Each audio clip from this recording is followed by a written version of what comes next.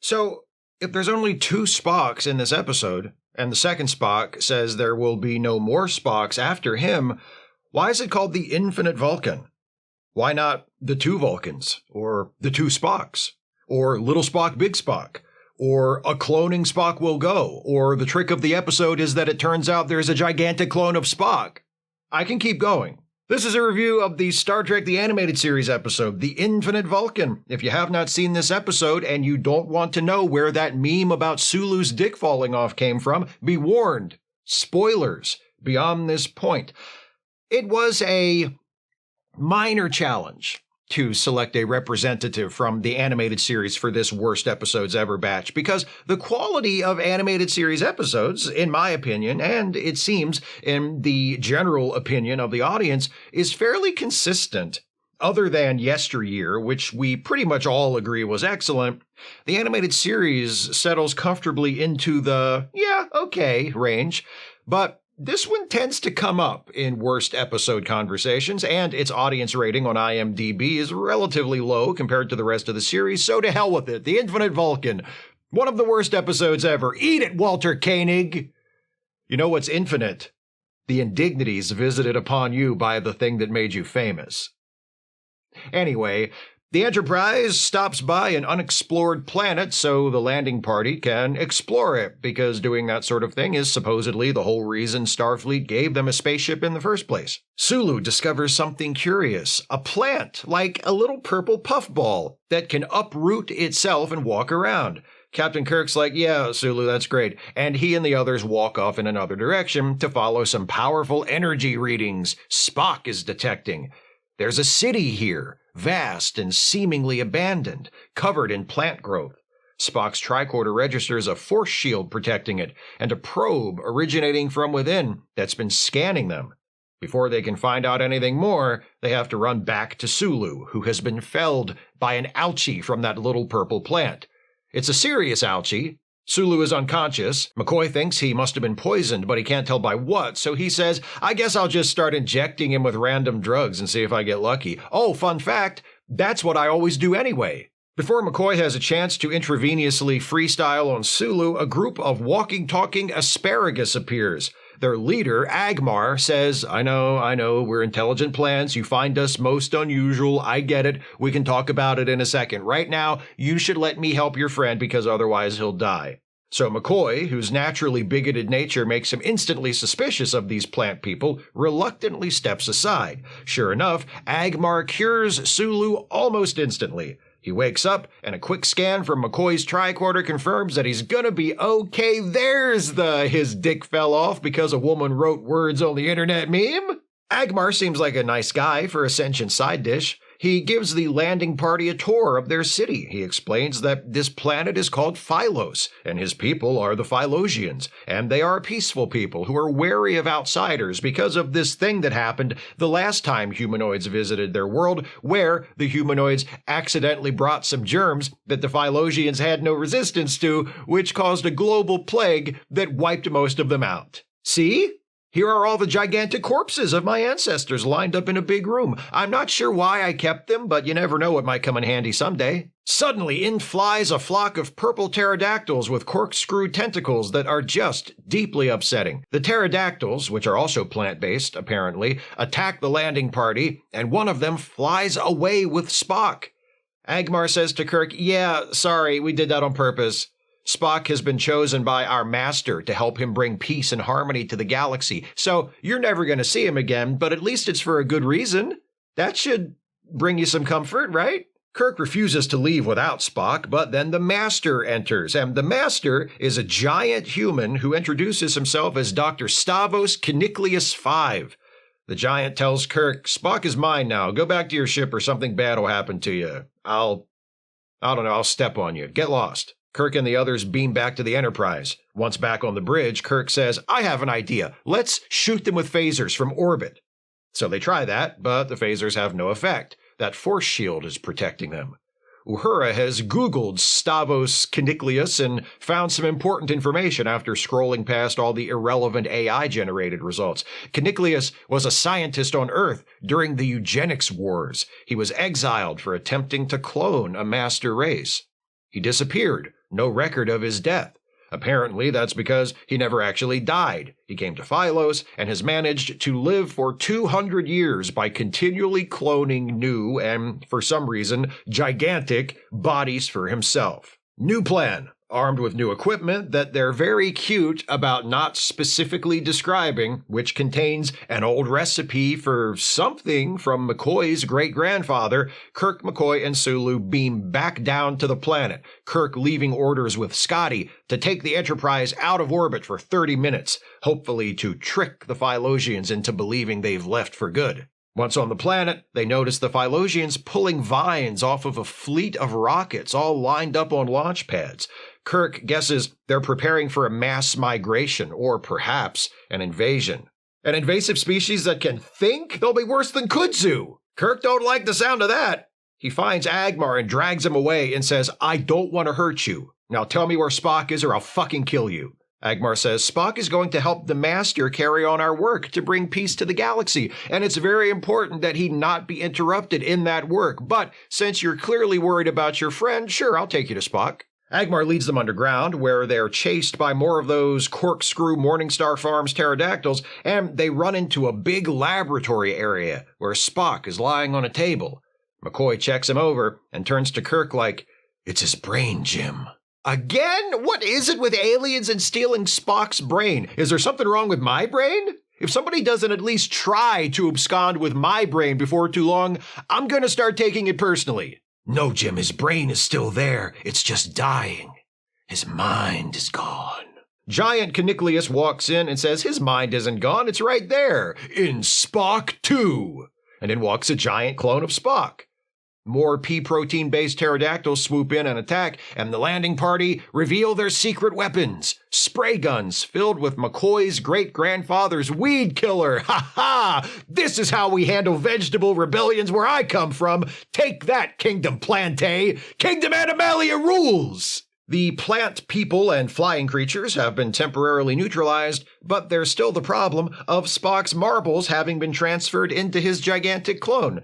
Caniclius is like, yeah, that's just how it works. I can clone a body, but not a whole lifetime of experiences and memories and personality and shit, so I moved Spock's consciousness into the big one. Kirk gets a call from the Enterprise. Uhura has found something else about Caniclius. Kirk tosses the communicator up to Big Spock, says, here, since you're Spock now, you handle this. Big Spock says, okay. Hi, Uhura, it's me, Spock. What's up? Uhura explains that before he was kicked off the planet Earth, Caniclius wrote of his intentions to use his master race of giants as a galactic peacekeeping force. That's the goal of his work here on Pylos. And the Philosians had the same purpose before most of them died in the plague. That's why they had all those ships ready to fly, and that's why they still get along so well with Caniclius, even though he accidentally killed almost all of them. Kirk tells Caniclius, dude, we don't need a peacekeeping army of giants. We have peace already through the Federation. Caniclius says, oh yeah? Real peaceful. What about the Eugenics Wars? Or the Galactic Wars? Or the Romulan Wars? Or the War Wars? And Kirk's like, how do you even know about those? You've been here cloning yourself and talking to your salad for 200 years. Kirk turns to Big Spock and says, Big Spock, if you've really got Spock's mind, you'll know that he believes in the Vulcan philosophy of infinite diversity in infinite combinations. Does that philosophy support a galactic army of giants imposing an old eugenicist's idea of peace on everyone? Big Spock's like, no, I guess not.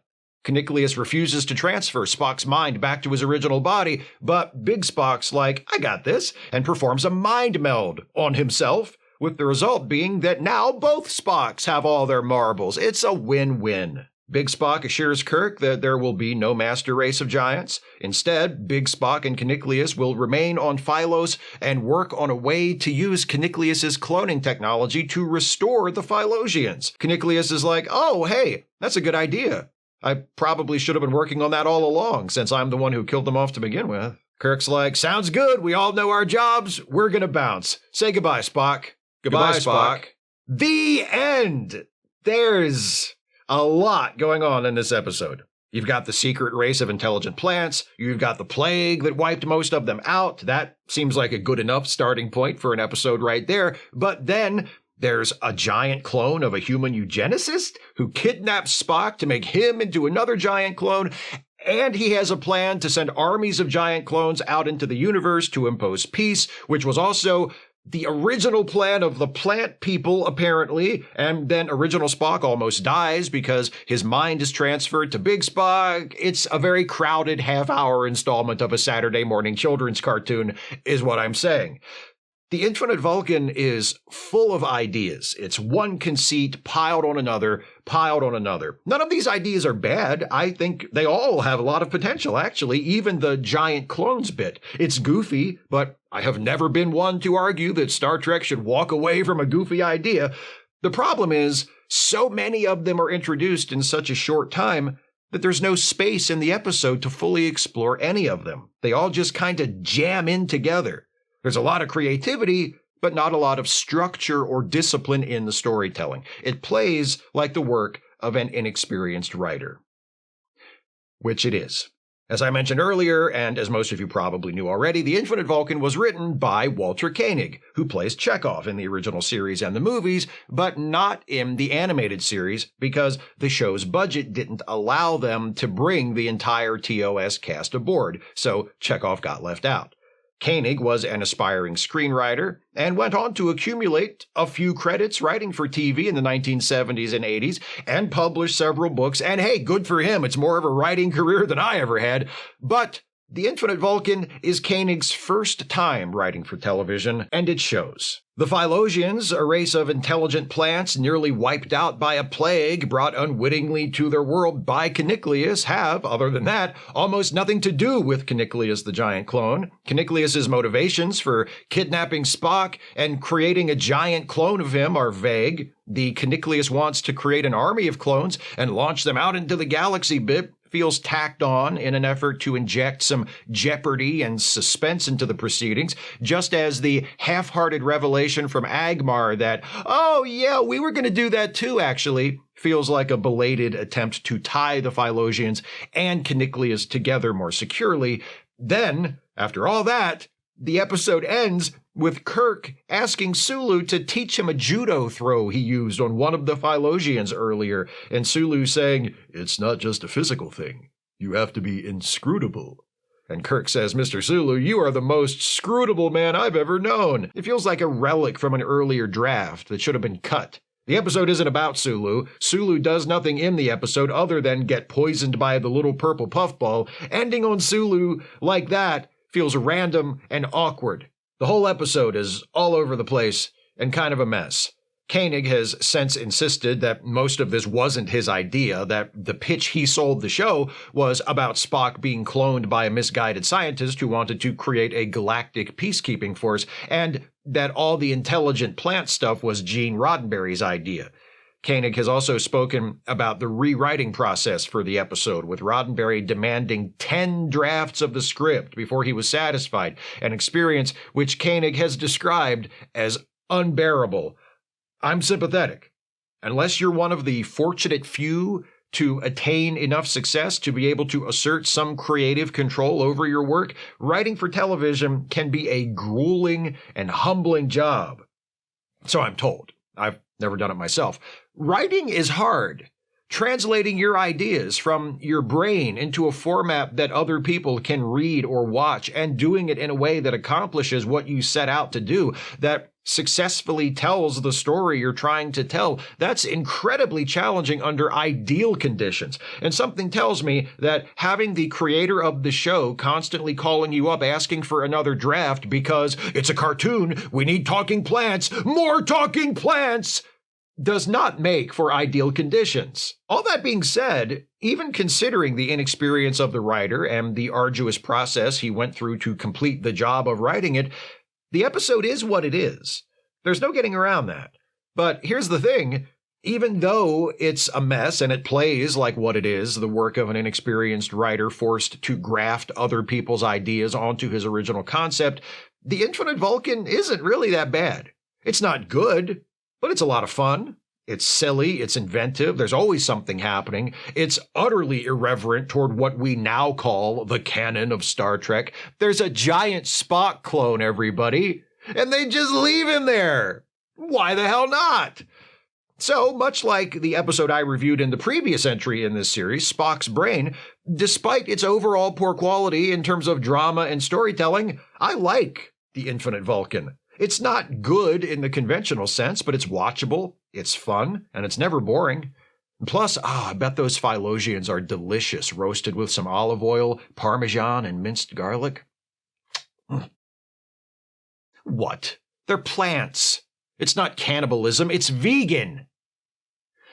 Those are my thoughts on The Infinite Vulcan. What do you think of this episode? Please share your thoughts with me in the comments. If you'd like to support this channel, and I sure wish you would, if you can afford it, you can do so by becoming a patron at patreon.com/Steve Shives, becoming a channel member by clicking the join button, or by making a one-time gift by clicking the thanks button, or via PayPal or Venmo. Links are in the description. Please join me next time as this batch of reviews dedicated to the worst episodes ever continues.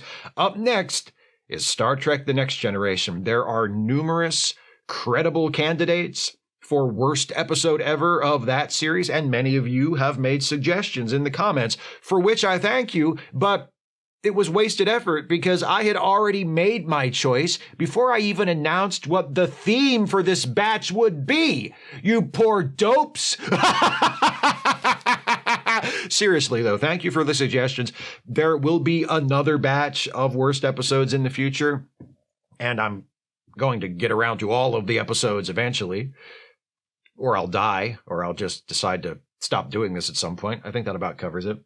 Anyway, the TNG representative in this batch of worst episodes ever will be from Season 1, no surprise, and it's an episode titled Code of Honor.